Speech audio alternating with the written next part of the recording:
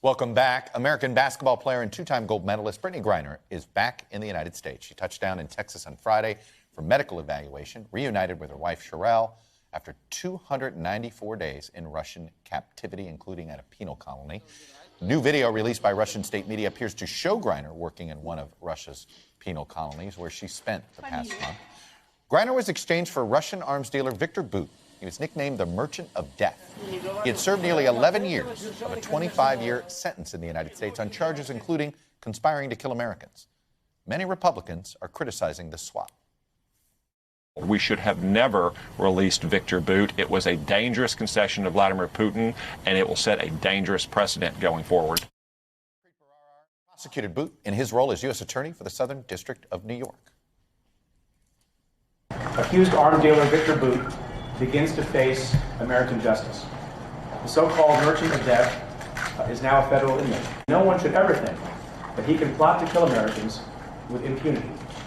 And Preet Bharara joins me now. Preet, welcome to Meet the Press. Good to be here. Let me start with what you can tell us about Viktor Bout. How dangerous of a man is he? Dangerous man. I don't know who that young guy was you had on the screen a moment ago. He looked good. He said promising future. I don't recognize that promising person. Future in television and radio. Look, everyone is happy, if you're an American or not an American, that Brittney Griner, who is, I think, unfairly and illegitimately detained in Russia, is back home with her family. We're happy for her. We're happy for her family. At the same time, you might imagine that not as just a general prosecutor, but the prosecutor who oversaw the prosecution and conviction of Viktor Bout has a view about how dangerous a person he was. He's, as you said, someone who was convicted at trial by unanimous jury of conspiracy to kill Americans. He was convicted of conspiracy to provide material support to terrorists. He's on tape with confidential informants, planning to sell hundreds of surface-to-air missiles to the FARC, also sell 30,000 AK-47s to the FARC for the stated purpose of shooting down American helicopters in Colombia. So he's a dangerous man then. I don't know how dangerous he is now. Right. Presumably, I have a lot of respect and trust in the Biden administration, is his ability to engage in trafficking of armaments at a time when Russia is at war with Ukraine. Is it diminished? Is he operational still possibly? I don't know the answers to those questions. Right. But I think people of good faith can, in good faith, ask questions and be concerned about it, even when we're very, very happy that Brittney Griner is back in the U.S.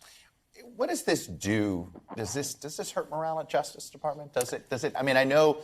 Look, officially, Justice was against this decision, but they would always have been. This is standard policy to be against that. But does it sap morale? I don't know. Okay.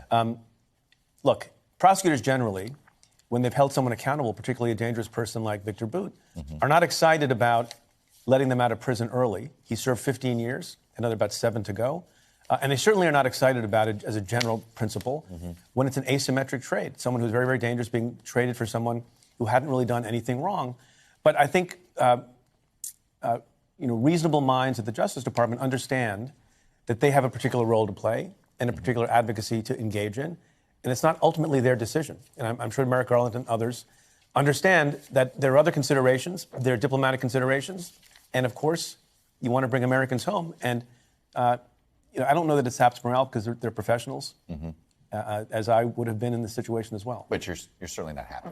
Probably it's not happy. I think it's, there's some concern, not just about this particular trade, but as some people in good faith, I'm not talking about the politicians necessarily, who wonder and worry that if you engage in this kind of trade, deeply asymmetrical trade, does it put other Americans in harm's way in the future? We don't negotiate with terrorist organizations unless we do. We don't negotiate for this stuff unless we do. It does feel like we don't have a policy on this anymore. I can't speak to that. Yeah. I just think that it is, at a time when it's very, very political, and you played some politician statements, there are people who don't like Joe Biden's politics. There are people who don't like Brittney Griner's politics. I would hope that there be some room for reasonable debate on both sides of the aisle about what the policy should be. I want to move to all of the various Trump investigations. There was a lot of movement this week. A federal judge decided not to hold Trump in contempt over these classified documents. I guess the question is, he's already admitted he took it. What do you think Justice is waiting for? Oh, the Justice Department? Oh, yeah. Look, I think they're, to coin a phrase, loaded for bear. Yeah. They've appointed a special counsel, Jack Smith. There are a number of very seasoned prosecutors, two of whom I worked with very closely at the Southern District of New York when I was U.S. Attorney and before that, who I think are brought on for purposes of figuring out if there's a triable case, a chargeable and triable case. And I don't think they would have left their former positions, both in government and in private practice, unless there was a serious possibility that the Justice Department was on a path to charge. And is your I think it'll happen definition in of months. triable case meaning you can win it, you have all the evidence, or that you because you can have all the evidence but not win a trial, right? I mean, I think those are intertwined. Yeah. They're not going to proceed. You generally do not proceed unless you have a great likelihood of success. But the prerequisite is that you believe that the person is guilty of the crime, right? And when you're charging somebody in maybe the highest stakes trial in some ways in history, because it's a former president of the United States, you've got to have all your ducks in a row. I was just going to say, as a prosecutor, you're going to say, hey, look, politics isn't supposed to enter this. But it does. How does it? Well, I don't know that politics enters it. I think prosecutors have to be careful about having public trust, right? Political fallout, yeah. Yeah, you keep wanting to use the word politics. I don't want to use that word. If you the famous phrase, if you run at the king, you best not miss. There are a lot of people who are going to be opposed to this prosecution. So, like any prosecution, you want to have your T's crossed and your I's dotted, and you want to have proof beyond a reasonable doubt, and you want to have a strong case. I think you want to have an exceptionally strong case when you're bringing it in a context in which, I'll use your word, things are very politicized. Right? To show that not just the jury in the case, but the public at large, that it was a righteous case, it was a meritorious case, and you have the goods. Here's a question that a lot of people have been asking, and I know you weren't involved in this case, but the Manhattan DA got a conviction on the Trump Organization. Essentially, they got the conviction by proving Donald Trump's culpability in this tax fraud scheme. What is preventing them from bringing charges against him, in your view? I don't know. I don't love to comment on other people's cases and why they bring them. But look, there's a reason why they didn't bring the case against Donald Trump or an individual. In any organization, there can be, depending on what the emails are, depending on what the communications are, depending on what the testimony is, depending on whether or not there's a cooperator, and there was of the sort in this case, there's plausible deniability about the knowledge and intent of the person at the top. And in all these cases, whether you're talking about Mar-a-Lago, whether you're talking about January 6th, or whether you're talking about the Trump Organization that the Manhattan DA's office looked at, it always comes down to what can you prove about the intent and the mindset and knowledge of the person at the top, and they probably didn't have it. The January 6th committee is likely to issue some criminal referrals to justice, they say. Without getting, we don't want to prejudge that, but of the committee, what you saw and what the committee has produced, do you think they've made their case against Donald Trump? Well, look, it is not their role to make a criminal case, although they're making the referral. And, I guess people can debate what the value and virtue is of making a criminal referral. I can argue both sides of that, good or bad, right?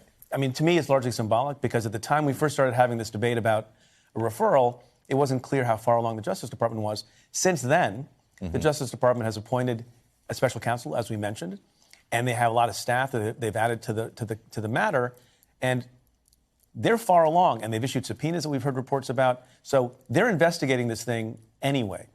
So what additional? Do you think a criminal referral actually complicates things more than it helps? I don't think it complicates things. I don't think it does. I actually don't think it does anything for the Justice Department. I don't think it prompts them to do anything more quickly or more aggressively. But it doesn't add negatively to the political stew? The word you don't want to use? You could argue that. I don't know why they feel the need to do it. I think they want to make a statement for themselves. I think it has no impact on the Justice Department whatsoever. Preet Bharara, the former U.S. Attorney for SDNY, who has a fabulous podcast, by the way, that Thanks. I've both been on and listened to. It's good to see you. Thanks, Chuck. Good to have you here. Thanks for watching our YouTube channel. Follow today's top stories and breaking news by downloading the NBC News app.